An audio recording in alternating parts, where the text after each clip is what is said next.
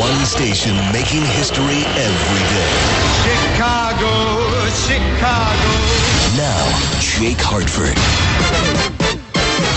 89 in Paris. We've got the good stuff. We've got the pure stuff.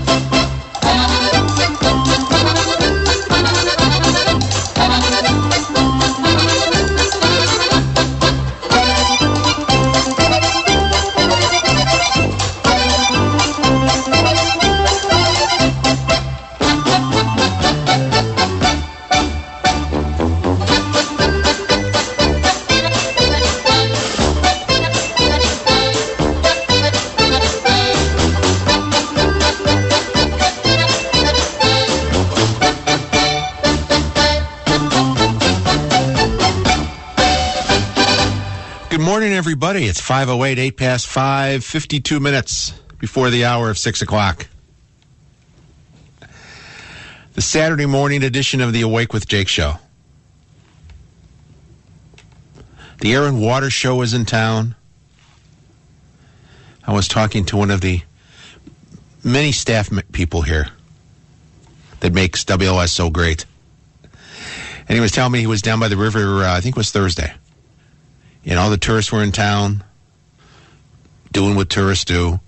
And all of a sudden the Blue Angels? Whatever group of, planes are flying this year came flying in because they practiced Thursday and Friday. And the people just hit the ground. Which is always a pleasant sight. I used to love seeing that. I don't do that much anymore. Because people don't realize that. You can see more of the show on Thursday and Friday when they practice because you'll see the air stuff. The stuff where you go down by the lake and you see the people in the water doing stuff, I don't know. I never got into that much. That's harder to see. You got to be up close to see that. But the air stuff is nice. So that's running this weekend. What else is in the news? Francis George has cancer. He had cancer, I think, 5 years ago on his bladder they found, and they found some yesterday. He's 75 years old. Apparently there was a protest here in Chicago yesterday down at City Hall in support of Pussy Riot. Pussy Riot, for those of you who do not know Pussy Riot, they are a punk band who were found guilty yesterday in Moscow of hooliganism. And there have been some spirited protests around the world. And there was supposed to be one yesterday at City Hall at 4:30. But apparently the people at the Chicago Sun-Times, they take off for the weekend. I'm looking on their website this morning for stuff, and they have the morning story. Yes, there's going to be a big protest today because of Pussy Riot. But then I'm looking for how many people showed up for the Pussy Riot protest, and there's no story. Nothing. It's like the tree in the forest. If you're not there to hear the tree fall, does it make a noise? If nobody shows up for the Pussy Riot protest, or if there is one, but nobody covers it, does anybody know there was one? Yeah. We are going to have, I don't know what we're going to have this morning. There's a lot going on. Unemployment's up in 44 states this past month. It rose in 44 states. So that means you had 57 states, you got 13 states that didn't go up. It's the Obama math. We may learn something today. I don't know. I'm just in kind of a crazy mood. I'm just kind of a crazy mood. The gas is going up. It went up 25 cents overnight the other day. I paid $3.99. Next morning, $4.25. And the president may do something. He may release some of the strategic oil reserves. He has no clue. He has no clue. He really doesn't. He's got people around him who are doing whatever they do. They're trying to get him reelected because he needs 4 more years to finish what he started. Weren't we at 8.2% or something like that unemployment in January 2009? Something close to that? Or soon after was that? It would take 4 more years to get what down? 7.9? West Nile virus is in the news. It's killed 10 people across the country.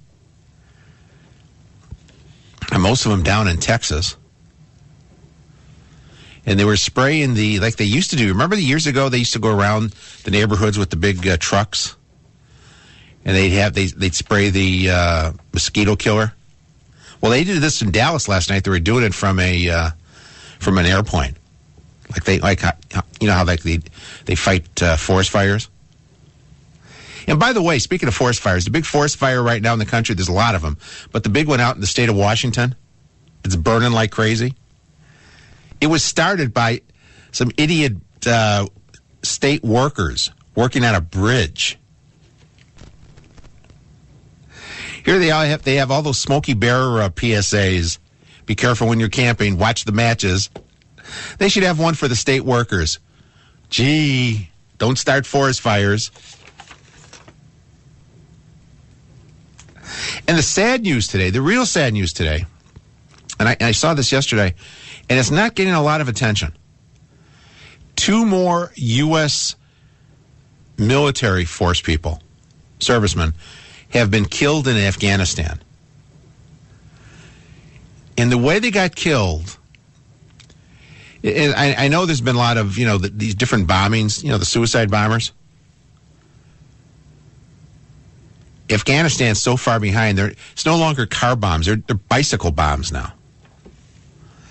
But the way these two service people got killed, and they haven't released their name or what branch of the service they were from, we're training these civilian security forces, to take over police and military and stuff like that.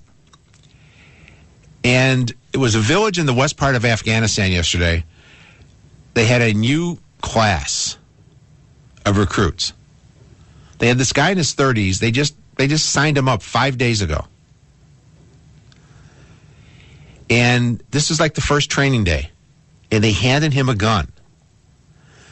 And he took the gun and started shooting at the soldiers, and he killed 2 of them. And the other soldiers returned fire and killed this guy.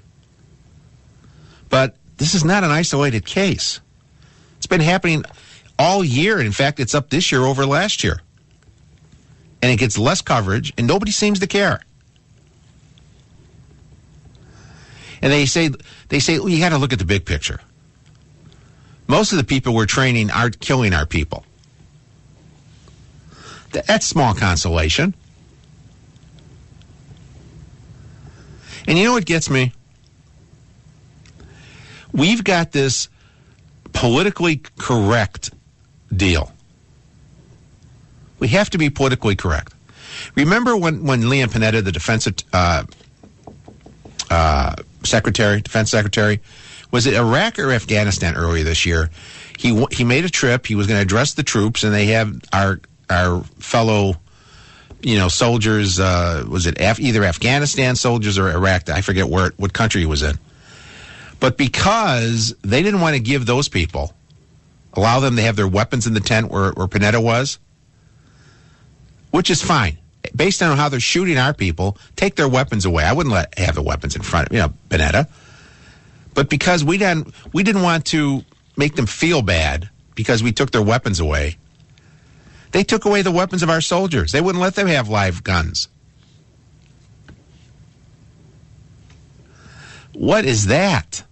We want to be politically correct. It's like that shooting in Washington the other day.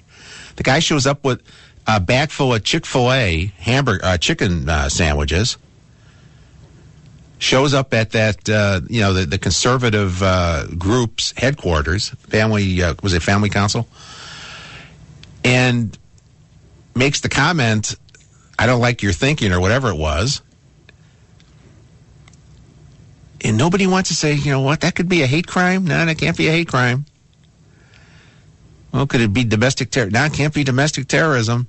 We don't want to do that. It's just like the Fort Hood shooting. They classify that workplace violence.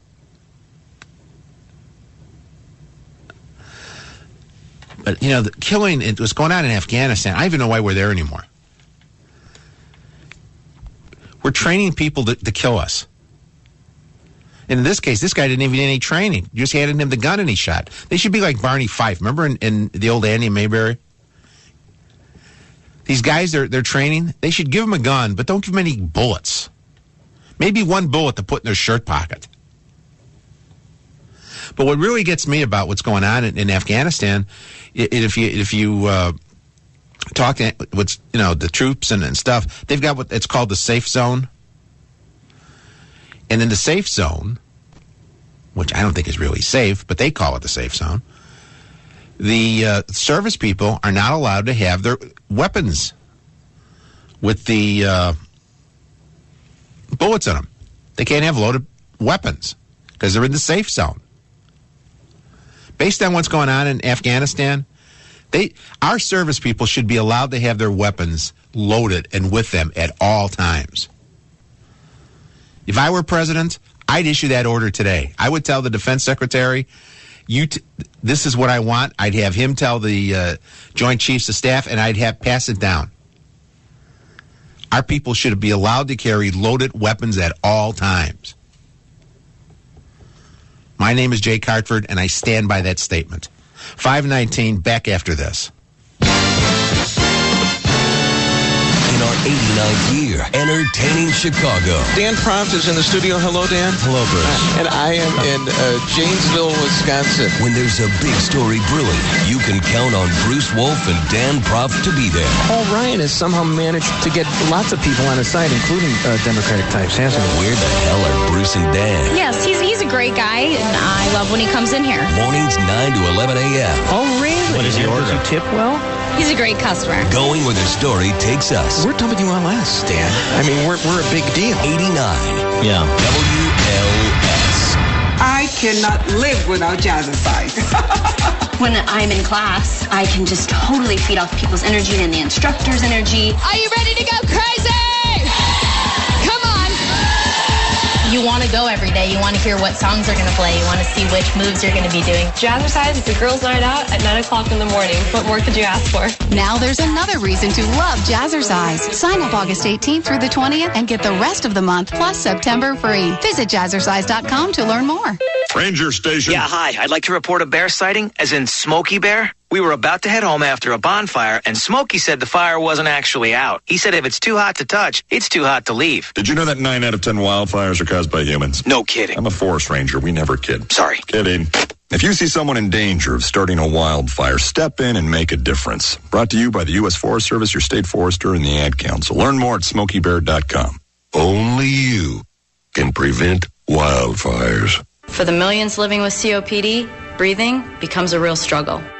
COPD stands for chronic obstructive pulmonary disease, but you may have heard of it as chronic bronchitis or emphysema. Over time, it makes it harder and harder to breathe until you feel like you're breathing through a straw. COPD is the 4th leading cause of death in the U.S.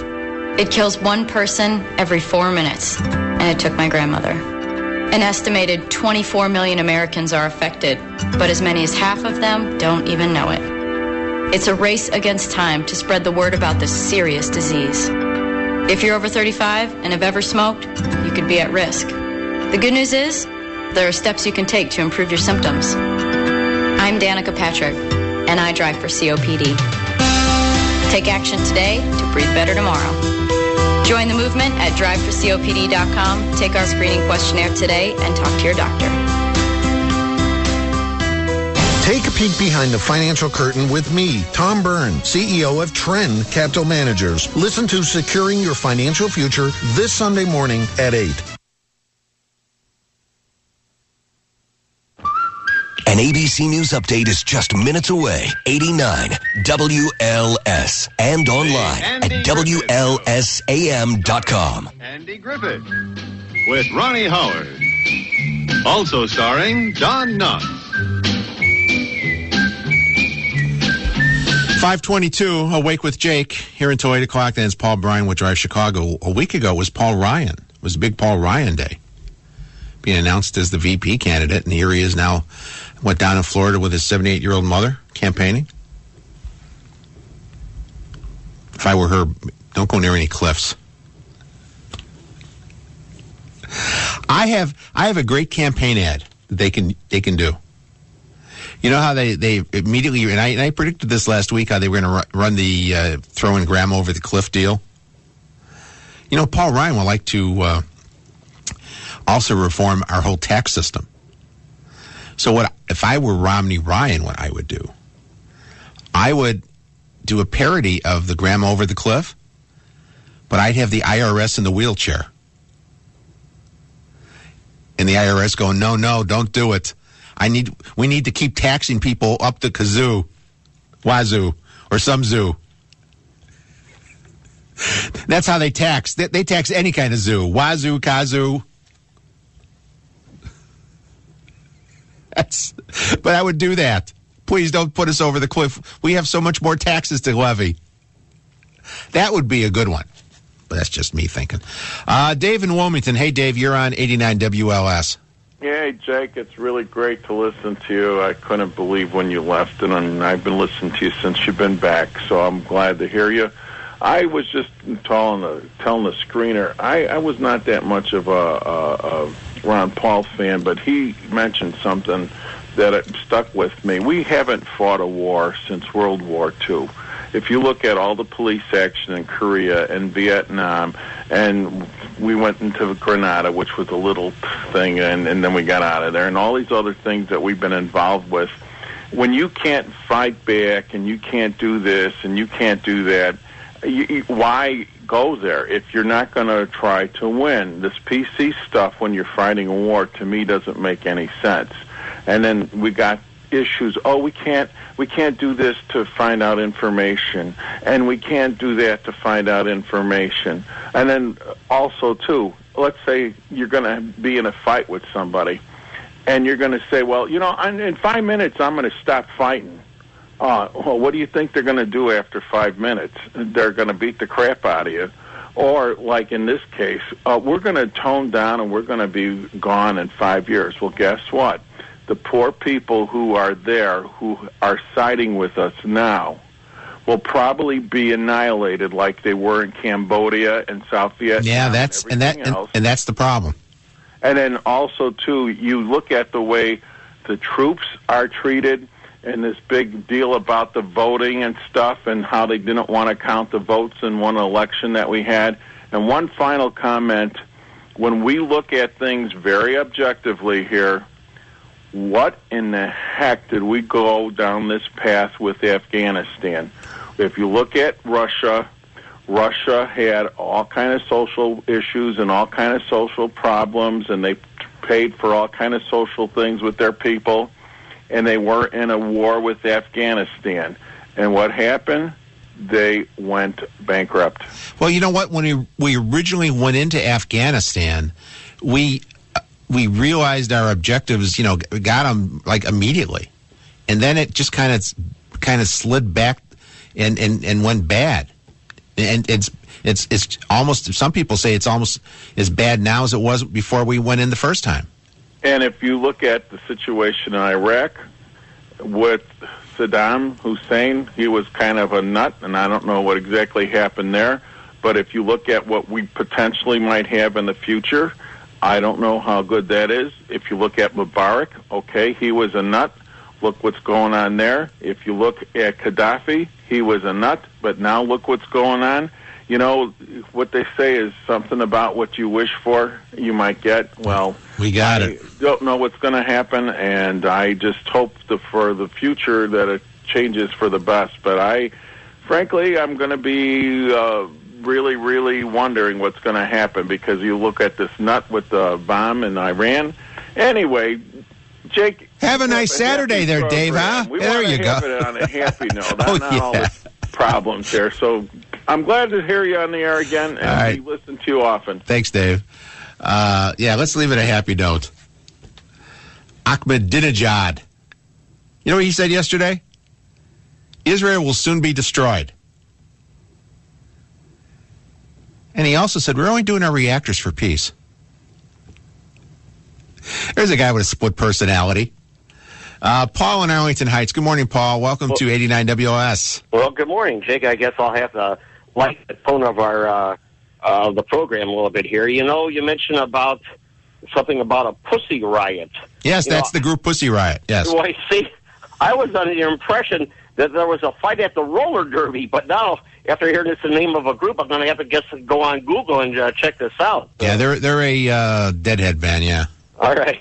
Now, I want to recommend to your legions of listeners that don't belong to any of your social media pages, that you got to get on one of your pages and check out your repost of the tirade that was made by Lee Elia on April 29th of 1983. Yes. It is the uncensored version. Jake, that is a classic. Kudos to you for posting that. Well, they're doing this. They're doing this promotion now where they're asking people for their favorite Cubs Wrigley memories, and that was mine. Lee Elia talking about the fans attending the day baseball at Wrigley in '83. Well, like I posted a little bit after that. Back in those days, the Cubs had more sense. At least back in those days when they didn't feel a decent team, that fans stayed away. But look at this. They're 22 games out of first place, and the place is packed every game. Come on, fans, wake up. Well, the other night... they did in 83 and stay away. The other night when it was raining, there were a lot of empty seats, but they still had a paid attendance of 31,000. Yeah, something's wrong there. Well, Jake, I'd like to remind your listeners, if there's nothing going on this afternoon in their lives, here in Arlington Heights, we have the 30th running of the Arlington Millions. So support the economy over here. Throw a few bucks on your favorite horse, and like old George F. would say, good luck and good racing. Thank you, Paul. All right, Jake. Bye-bye. Yeah, it's another event going on. Summer's almost over. In a couple weeks, it's going to be Labor Day. Yeah. Where did it go? Where did it go? This is it. And some of the Chicago public school kids went back to school this week. And speaking of that, they're preparing for a strike. The teachers union is preparing for a strike. There's a story this morning that they had somewhere between 20 and 30,000 strike signs made up at a union printing shop. Let me just add that. Anyway, we'll be back with more. 591-8900 is the phone number. 5:30 right here on 89 WLS.